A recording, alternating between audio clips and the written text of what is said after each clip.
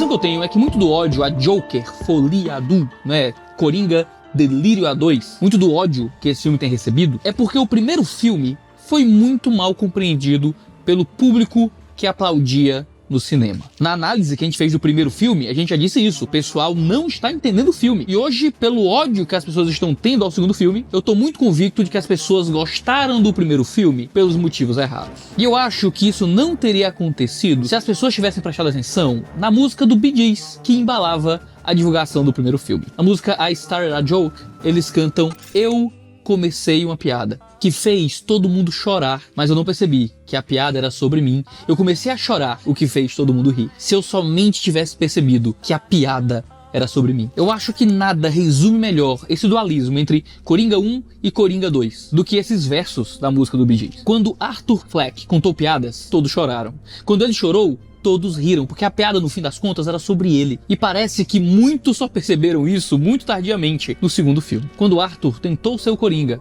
ele foi amado, tanto pelos cidadãos de Gotham, que fizeram odes a ele, quanto pelo público. Mais de 1 bilhão de bilheteria em Joker 1. No entanto, quando o Coringa é trucidado no tribunal e na prisão, quando o seu espírito rebelde acaba sendo esmagado pelos policiais que violam o seu corpo, esmagado pela certeza de que ia acabar na cadeira elétrica, e então o Coringa tenta ser o Arthur, aí ele é completamente odiado. Ele é odiado pelo seu romance, pela sua Arlequina, que só o queria enquanto ele era o Joker. Ele é odiado pelos cidadãos de Gotham, que queriam que ele fosse esse símbolo de resistência. É odiado pelo público que assiste e que louvava o primeiro filme. E que agora as resenhas são completamente odiosas. Parece que esse filme é uma traição aos verdadeiros fãs do Coringa. De forma nenhuma. Esse filme não é uma traição aos fãs do Coringa. Esse filme é uma lição sobre o modo como nós estamos glorificando o mal no cinema. Joker Folia Adu é sobre a loucura de um público que aplaude o fim do primeiro filme, depois que o Coringa mata o apresentador Murray e confessa os outros assassinatos, que se levanta e faz o seu sorriso de sangue diante de uma Gotham que o louva. Quando eu assisti isso no cinema, eu tava com 2 amigos, o PV lá da igreja, o jovem lá da nossa comunidade, o Mateuzinho, que é corretorista do Mundo Cop aqui comigo. Nós 3, nessa cena, estávamos mudos, calados. Amamos o filme, a representação do mal muito bem estabelecida ali, mas o cinema à nossa volta estava aplaudindo em êxtase, assim como os cidadãos de Gotham aplaudiam o assassino. Uma coisa é o assassino ser aplaudido dentro da narrativa da história, onde você está encontrando as pessoas louvando o mal, e você entende que o mal está sendo louvado. O problema é quando nós passamos a louvar o mal. E aí o filme perde totalmente o seu propósito. Todd Phillips sabe disso. Todd Phillips sabe que o Coringa do Arthur Fleck se tornou um tipo de símbolo. A ascensão daquele personagem psicopático ultrapassou as telas, e o mal foi tão bem representado que o mal passou a ser amado. Coringa 1 virou um filme Red Pill, que foi interpretado por muitos como uma romantização dos incel. Um filme que para muitos glorificava a violência. Isso, é claro, é uma leitura ridícula do primeiro filme, mas no fim das contas isso importa muito pouco. Quando comunidades violentas começaram a olhar para o Joker como um tipo de ídolo, teve que existir alertas das tropas militares dos Estados Unidos durante a exibição de Coringa 1. Claro, a imagem que era vendida nas redes sociais nunca era o Arthur em sua fraqueza,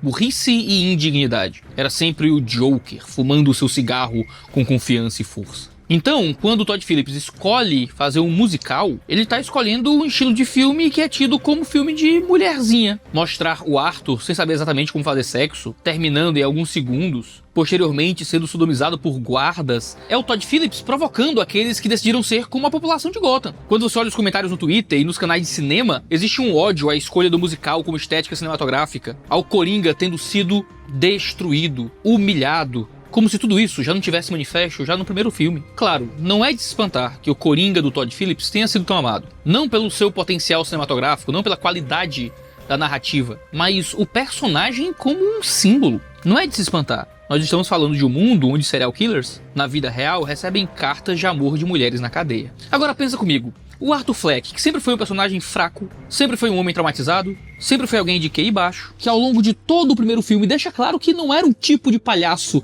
que faz revoluções, é tratado pelo público como se fosse o símbolo de uma causa revolucionária ou o que seja. Eu tô nos Estados Unidos, eu ainda posso ler o Twitter, e a galera que tá hoje no Twitter, sabemos que quem tá no Twitter nesse período agora, que o Twitter tá bloqueado, é uma galera muito radicalizada, lamentam esse novo Coringa porque ele não é mais aquela figura forte que foi apresentada no primeiro filme. E eu digo, Que filme vocês assistiram? Arthur Fleck nunca foi uma figura forte. Nunca foi o tipo de palhaço que faz evoluções. Era um nada, um ninguém, que em um lapso de loucura conquistou multidões. Não porque ele era, mas por um tipo de símbolo que foi projetado sobre ele. Ele não planejou nada disso. Então não havia como sustentar nada disso para o segundo filme. Se o primeiro filme é sobre a ascensão do Joker, o segundo filme precisava ser sobre a insustentabilidade dessa imagem que foi projetada sobre o Arthur Fleck. Isso deveria decepcionar os membros da sociedade de Gotham. Deveria decepcionar a Arlequina, que se decepciona, mas não deveria decepcionar um público adulto, maduro, que assiste aquilo. A não ser que nós sejamos mais parecidos com os cidadãos de Gotham do que a gente está disposto a assumir. Coringa Foliado é sobre a loucura de tratar o Coringa como uma figura admirável. A pergunta é,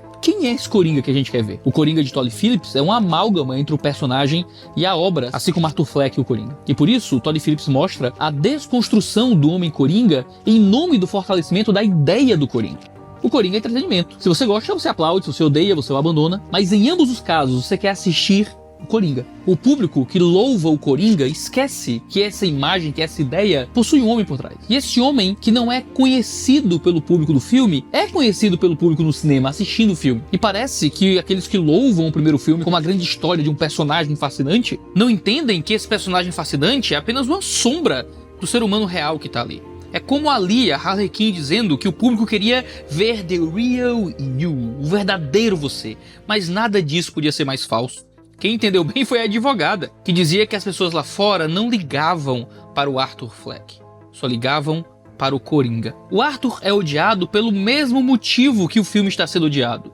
E esta talvez seja a genialidade da obra. É fácil fazer um filme que todos odeiem. É fácil fazer um filme que ofenda o público. O difícil é conseguir representar na tela, de forma exata, o mesmo ódio que parte do público entregaria. Aqui, a gente não tem Matrix 4, simplesmente os autores tentando destruir a sua obra. Aqui a gente não tem Tropa de Elite 2, que é simplesmente o autor tentando corrigir as más compreensões do primeiro filme. Coringa 2 tem um tempero especial. É uma conclusão completamente coerente para o primeiro filme. Aplica todos os foreshadowings que foram dados na primeira obra, mas que um público às vezes idólatra foi cego de enxergar. É muito interessante que o filme representa o que acontece na realidade. A ideia de um Coringa que acabou se propagando tão poderosamente que a ideia se tornou muito maior do que o próprio indivíduo. E nisso, Coringa 2 é uma metalinguagem muito poderosa do que acontece com o primeiro filme. E é o único caminho real para se lidar, para desenvolver a complexidade desse personagem. Onde a sombra de Arthur Fleck toma o seu lugar no imaginário de quem assiste tudo isso. Essa entidade e celebridade que é o Coringa toma a mente do público que assiste ao ponto do público esquecer quem era o personagem real por trás da imagem, da ideia montada do Coringa. Era um homem fraco, frágil, incapaz intelectualmente. Pra onde a história poderia seguir? O Arthur Fleck ficando inteligente do nada, descobrindo como dominar Gotham, sendo alguém agora vai dominar e ser o dono da prisão, que vai ter grana pra comprar os guardas, que vai representar desafios intelectuais pro Batman. Continuar a história de Arthur Fleck é continuar a história de um homem que é muito menor que a imagem que se fez desse homem. Isso é decepcionante para quem deseja a ideia, mas é a única continuação possível para aqueles que entenderam direito o primeiro filme. De forma que Coringa 1 e Coringa 2 precisam representar a ascensão e a queda de um grande castelo de cartas, que é o Joker, montado a partir do Arthur Fleck. O próprio Todd Phillips, em entrevista para a IGM, falou que a grande questão com Arthur, a versão do Coringa de Joaquin, nossa versão do Coringa, é que ele não é um gênio do crime. Isso é uma das coisas que sempre dissemos sobre ele, até no primeiro filme. E se nunca tivéssemos feito uma sequência, seria como pense o que quiser sobre no que esse cara se transforma, mas nunca é igual a versão do Coringa com a qual todos nós crescemos. Sabe o que eu quero dizer? Esse simplesmente não é o Arthur. Então é meio que essa ideia de quando alguém se torna um ícone e nós colocamos coisas sobre essas pessoas como grupo, como sociedade, como mídia ou o que for. Nós colocamos coisas nessa pessoa que talvez ela não consiga corresponder. Eu realmente não entendo como é que alguém nesse tempo todo pode ficar bravo com a revelação final de que Arthur não é o Coringa que nós conhecemos dos quadrinhos, se já no primeiro filme o Batman ainda era uma criança. Já estava muito óbvio que o Fleck seria um tipo de Coringa original, um tipo de mito fundador pro Coringa que veríamos enfrentar o Batman. O foreshadowing estava dado, de que este não era o Coringa que todos nós conhecemos e aprendemos a amar. Esse não é o Joker que conhecemos. Esse é o Arthur Fleck. Um Arthur que tudo que quer é ser visto. E que por isso faz do julgamento o seu pau. No filme a gente acompanha o julgamento dele no tribunal. O juiz tem que lembrar frequentemente que aquilo não se tratava de um circo ou de um show, ainda que as câmeras estivessem bem posicionadas no picadeiro e ele não fez nenhuma objeção a ela. O espetáculo foi montado, os espectadores já tinham sido atraídos pela fama do Coringa e estavam lá na escadaria do tribunal, ou talvez na sala de cinema. O julgamento vai mal, enquanto o Coringa não assume a própria representação. Quando o Arthur Fleck se farta de tudo e reivindica para si o direito de se autorrepresentar. E então o público entra em alvoroço. Nem Arthur, nem o seu público quer alguém falando por ele. O Coringa deveria ter a sua própria voz, e consegue ter, demitindo a sua advogada. Enquanto com as mãos o povo aplaude o Coringa no tribunal, na prisão, com as mesmas mãos, os guardas demaquilam, desumanizam, esbofeteiam Arthur Fleck, violam o seu corpo em punição. Se você já fez capelania prisional, se você já pregou em presídio, você sabe que isso é uma coisa razoavelmente comum. Você sabe que esse é o tipo de coisa que às vezes acontece. Ironicamente, Coringa é quem se apresenta no picadeiro, recebendo todo o glamour e a atenção, enquanto Arthur Fleck é quem vai mandado para a solitária. Nós vemos assim acontecer o paradoxo da solidão do Coringa. É um paradoxo que acaba sendo comentado por uma autora chamada Caitlin Beatty no seu livro Fama, Dinheiro e Poder, quando ela disse: quanto mais pessoas sabem da sua existência, menos pessoas conhecem você. É exatamente isso que vemos quando o Coringa conta a piada. Toque, toque. Quem é? Arthur Fleck. Arthur quem? Quanto mais o Coringa falava no julgamento, mais Arthur Fleck apanhava de volta na prisão. Quanto mais se juntavam para ver Coringa no palco, mais Arthur Fleck era esquecido na solitária. Coringa é uma entidade celebridade criada pelo Arthur para que ele fosse conhecido, mas que acaba o engolindo. A entidade celebridade sabe como agir para manter o seu público satisfeito, mas o eu verdadeiro talvez esteja se desintegrando e anseie por uma vida normal. O eu verdadeiro talvez nem goste muito da entidade celebridade. Contudo, a grande admiração da qual a entidade celebridade é objeto pode ser inebriante. Apesar de Arthur Fleck dizer que nunca houve um Coringa e sempre ter sido ele, isso não cola. A ovação e a rejeição de uma entidade celebridade andam próximas. Foi o Charles Taylor, o famoso autor de Uma Era Secular, que fala sobre essa dualidade da celebração e da rejeição. No seu livro As Fontes do Self, ele fala sobre como temos desenvolvido a nossa valorização do homem guerreiro, o cidadão soldado que desenvolve uma vida superior. A crítica dele é que tem sido desenvolvida uma ética da vida superior que é marcada pela aura de fama e de glória que se vincula a ela, ou ao menos aos casos notáveis daqueles que encontram nela um sucesso brilhante. Estar na vida pública, ou ser um guerreiro, é no mínimo ser candidato à fama. Estar pronto a arriscar a própria tranquilidade, a riqueza e até a vida em nome da glória é marca do verdadeiro homem. E aqueles que não conseguem se dispor a isso são julgados com desprezo, é efeminado. Assim, é como se Fleck precisasse do Coringa para alcançar essa vida superior. Arthur precisa ouvir dos guardas a pergunta constante e inconveniente: você tem uma piada para nós hoje, Arthur? Enquanto precisa carregar um balde com a sua urina para despejá-la numa latrina. Arthur é a aberração no picadeiro, que recebe cigarros em troca de um divertimento sádico dos guardas. Ele precisa se apresentar como Coringa diante das câmeras para agradar o público e passa por humilhação na prisão para agradar os guardas. Em determinado momento, o Arthur volta para a prisão e sua chegada provoca uma mini revolução, quando os presos cantam The Saints Are Coming, a mesma música que os guardas assobiavam e cantarolavam enquanto os presos carregavam seus baldes de urina. Arthur se compraz naquela fama. Ele tá de pé na mesa, superior aos demais. Mas isso não dura muito. Facilmente a revolução é contida, diferente da revolução que ele faz lá fora como Coringa. O Arthur revolucionário da prisão é inútil, é incompetente, é incapaz, é ele de verdade. Enquanto o Coringa lá fora, a ideia do Coringa é poderosa e existe para além dele, é uma dualidade muito grande entre o homem e a sua sombra. Você deve lembrar que o filme começa com essa pequena representação de um Coringa que tá para se apresentar e a sua sombra luta contra ele e ele fica brigando com a sombra para tentar falar no microfone, mas a sombra coloca uma dinamite e ele continua cantando pra dinamite. Ele sabe que vai explodir, ele vê que é uma dinamite, mas ele ainda tenta usar a dinamite de microfone. Ele prefere ser explodido a perder a possibilidade de ter uma voz. Esse é um tema muito tratado no primeiro filme, a gente falou isso na resenha do primeiro filme, mas que acaba voltando aqui como um dos temas centrais da segunda trama, essa busca do Coringa por ser alguma coisa. Esse é um filme cheio de metáforas e alegorias. A personagem da Lady Gaga encarna uma série dessas metáforas. Por um lado, a Harley Quinn é a plateia no cinema. Ela era louca pelo Coringa, mas o abandona quando ele fala o óbvio, de que nunca houve um Coringa, apenas o Arthur. Quando o filme escancara o óbvio, de que Arthur Fleck não era o grande gênio do crime, também vamos embora em uma escada ainda no meio do caminho. Mas a escolha de Lady Gaga para representar a Harley Quinn também tem o seu peso de significado. Lady Gaga também é um alter ego. O seu nome é Stefani Germanotta. Não sei vocês, mas eu cheguei a ouvir o primeiro álbum dela, o Red and Blue, que nunca foi um grande sucesso. Ninguém queria ouvir a Stefani Germanotta. Lady Gaga, porém, seria um sucesso. A música que dá título ao primeiro álbum dela como Lady Gaga se chama The Fame, onde ela canta: eu posso me ver nos filmes, minhas fotos nas luzes da cidade. Tudo com que nos importamos é sobre garotas pornográficas nos filmes e corpos plásticos. Me dê alguma coisa que eu queira ver. Televisão e loiras quentes em posições estranhas. Fama, faça isso pela fama. Essa busca por fama é de alguma forma uma busca por significado. É como canta a nova música do Linkin Park. E eu sei, sair de Lady Gaga para Linkin Park de forma tão rápida pode deixar alguns tontos. Mas é isso que diz em Fitness Machine. Eu só queria ser parte de algo. Arthur Fleck está disposto a tudo para fazer parte de alguma coisa. Está disposto a explodir nas mãos do Coringa, se isso fizer ele ter o seu tempo no microfone. Essa dualidade pela qual ele passa vai exaurindo as suas forças. Arthur Fleck se cansou de se sentir invisível e queria reconhecimento. Ele quer revelar que não existe Coringa sem Arthur. Ele não quer mais que as pessoas vejam aquilo que não existe. Ele quer ser visto, ele quer que a sua dor seja vista. Ele quebra. Ele não consegue mais, diante de toda dor e humilhação sofrida, representar aquele personagem como ele realmente é. Ele expressa isso quando canta que só existe um Coringa no baralho, e esse Coringa era ele. Essa é justamente a piada de Coringa. Toda piada tem um setup e tem uma punchline. Você cria o contexto, então você traz aquela frase que é a frase que gera riso. Como alguém disse em determinada resenha sobre o filme do Coringa, Coringa 1 é o setup, Coringa 2 é a punchline. É o gatilho que deveria fazer todo mundo rir, mas acabou que não riram. Como diz a música do Bee Gees, ele contou a piada, mas todo mundo só fez chorar.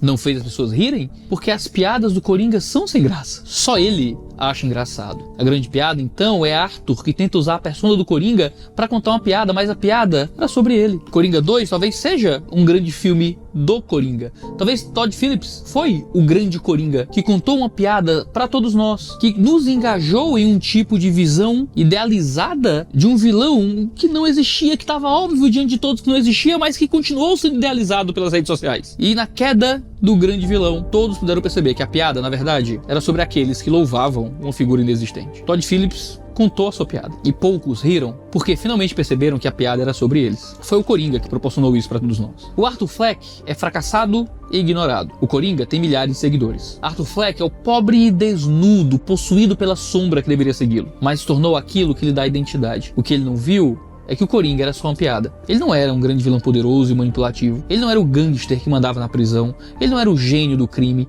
Ele era um louco de baixo QI, fraco e traumatizado. Ele se desconstrói. Como no Coringa de A Piada Mortal, obra de Alan Moore e Brian Bolland, ele não entendia porque não estavam rindo com ele. A piada do Coringa é que tudo é uma piada.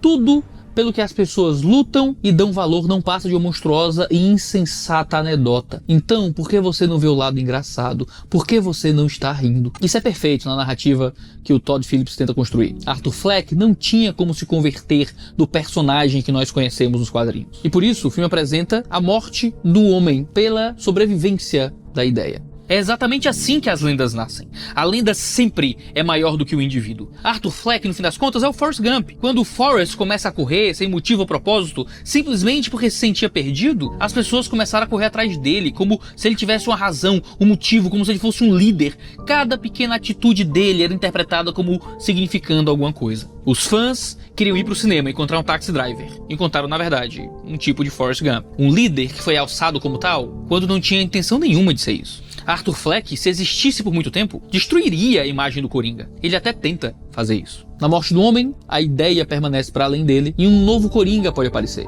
Pode aparecer o novo Coringa por meio daquele que o mata e corta as próprias bochechas, que pode ser a representação mais famosa do Coringa nos cinemas, que é o Coringa do Heath Ledger, que tem cicatrizes aqui na boca, ou ser a influência que gerou esse Coringa. Pode vir por meio da população que louva o Coringa e que certamente pode ser motivado pela ideia do Coringa e surgir novamente como ideia. Pode ser por um filho. Quem sabe a Harlequin tá grávida e pode nascer o filho do Coringa pela Harlequin. Existem muitos caminhos para que a ideia dure e crie aquele que realmente é o Coringa que queremos, que desejamos ver representado no cinema, que já vimos representado no cinema, que existe para além do Arthur Fleck, que não tinha como Arthur Fleck ser esse homem jamais, coisa que a Harlequin não percebeu. Ela tenta manipular ele para ele parar de tomar os remédios, ela tá interessada nele, tá interessada no Coringa, no homem que tá para além do Arthur, não naquele magro, patético e sem graça. Ela mente sobre as suas origens e cria uma fantasia em que ela pode viver às custas daquilo que o Arthur é, porque isso a diverte, porque o Coringa é uma força cósmica para além daquele homem. E é a essa força que ela quer se devotar, não ao homem Arthur. E é Arthur, somente enquanto Coringa, que a faz rir. Para ela, Arthur não é uma pessoa, é uma piada. E quando ele quer se relacionar com ela, como Arthur, e não como Coringa, é que a piada acaba. É o término da fantasia, é o fechar das cortinas. Até mesmo a Arlequina, que tanto o venerava, o abandona, ainda que ele cante a versão americanizada de Não Me Deixes. O ventre dela talvez carregasse o filho deles, ou talvez, mais uma mentira, mais uma fantasia que ela elaborou, a gente não sabe. Mas aquele filho sequer deveria ser do Arthur, aquele filho tinha que ser do Coringa. Ele sobe aquelas escadas que ele costumava descer triunfantemente, mas ele sequer chega no alto e no topo delas. A linguagem é de um homem que para no meio do caminho, que não consegue chegar naquilo que planejou, que não consegue realizar a vida que o alter ego prometeu para ele. Enquanto isso, havia alguém que gostava do Arthur enquanto Arthur. No tribunal, aparece novamente o Sr. Poodles. O anão, que era amigo do Arthur, aquele que ele poupou, que o Arthur disse que sempre tratou ele bem. Ele diz no tribunal que gostava dele.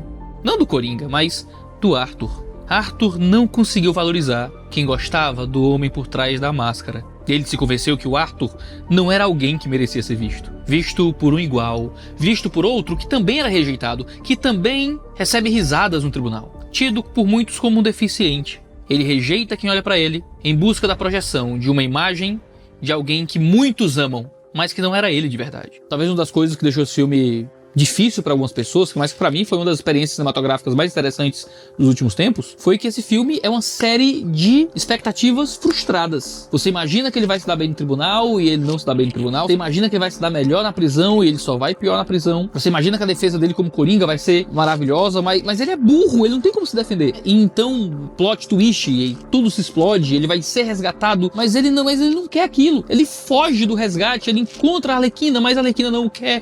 O diretor escolheu não oferecer a catarse do final, como no primeiro filme. Quando isso parece que vai acontecer, o Arthur foge e vai por outro destino. Ele volta pra prisão e o que acontece é o seu fim. É o filme de um Arthur que parece estar tentando ser Arthur, mas nós não deixamos, a Arlequina não deixa, o público não deixa, porque todos querem que ele seja a imagem que formaram dele, aquilo que ele se convenceu que ele pode ser. Ele morre na poça de sangue daquilo que no fim das contas ele merece. E era só assim que ele podia ficar vivo. Era através da ideologia. Ele teria que deixar de ser uma pessoa para que ele existisse para além de si. Nenhum homem é suficiente, nenhum homem é o bastante. Apenas a ideologia que provém daquele homem seria o suficiente. Uma ideologia que toma o povo e que forma essa comunidade do Coringa. Essa vox populi que deseja deuses para si. Arthur poderia morrer desde que Coringa permanecesse. Manipulado pelo clamor popular, que pergunta: você é mesmo Coringa? Arthur tenta ser, até que não consegue mais. Não dá para um só homem suportar o peso do clamor de várias vozes. Por isso ele morre. E é ali, nas cenas finais do filme, que Arthur jaz ensanguentado no chão, enquanto o detento ri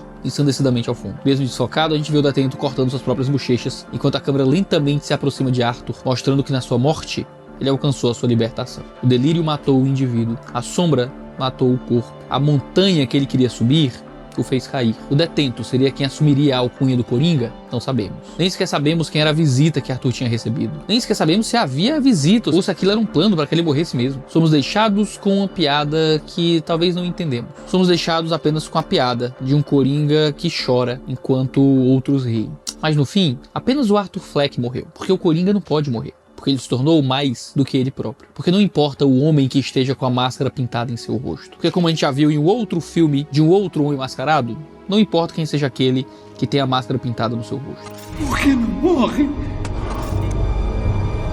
Por baixo desta máscara não há só carne. Por baixo desta máscara há uma ideia, Sr. Creedy. E ideias são a prova de balas. As pessoas que ficam com raiva da desconstrução do Coringa são muito possivelmente as que acreditaram que o Fleck podia representar alguma coisa como se ele fosse o tipo de vilão forte e poderoso que ele nunca foi. O primeiro filme foi corajoso e foi amado por isso. Todd Phillips escolheu uma narrativa completamente diferente daquilo que a gente estava acostumado, com um vilão sendo exposto em sua crueza e violência doentia, o mal sendo aplaudido em praça pública. Mas a mesma coragem foi rejeitada no segundo filme, quando a narrativa da queda do ídolo ofende nossas próprias criações e fantasias. Enquanto reclamamos que filmes são covardes, que não provocam mais o público, que não trazem nada novo, Todd Phillips foi corajoso. Escolheu desagradar o grande público e fazer uma obra que pode ir mal na bilheteria, mas que, e essa é minha aposta, vai virar um daqueles clássicos cults que os nerds em 20 anos no futuro vão ovacionar, ainda que talvez de forma um tanto exagerada. Todd Phillips parece ter acertado 2 coelhos com um delírio só, porque o Coringa que esperávamos ver não foi o que vimos. A piada que nos foi contada talvez não nos fez rir. E por que não estamos rindo? Porque a piada era sobre nós. Eu não sei você, mas perceber isso acabou me fazendo gostar do filme. O Coringa conseguiu colocar um riso na minha boca. Essa é a minha leitura de Joker, Folie à Deux. Perceber essas coisas enquanto eu assisti o filme fez a experiência de assisti-lo muito mais agradável do que foi para outros colegas aí que fazem resenha de filmes na internet. Lamento muito pela experiência deles, mas para mim foi a melhor forma possível de fechar a história do Coringa de Arthur Fleck. Algumas meditações interessantes ficam diante disso tudo. Pra você, como é que foi a experiência? Você também não gostou? Tudo bem, só não goste pelos motivos certos. Não porque você faz parte da crítica que o filme faz. Esse é o Mundo Cópia de Coringa 2, a gente tem vídeo toda terça e quinta-feira aqui nesse canal do YouTube, então não deixe de se inscrever no canal para ficar sabendo sempre que houver vídeo novo. Um abraço e até a próxima.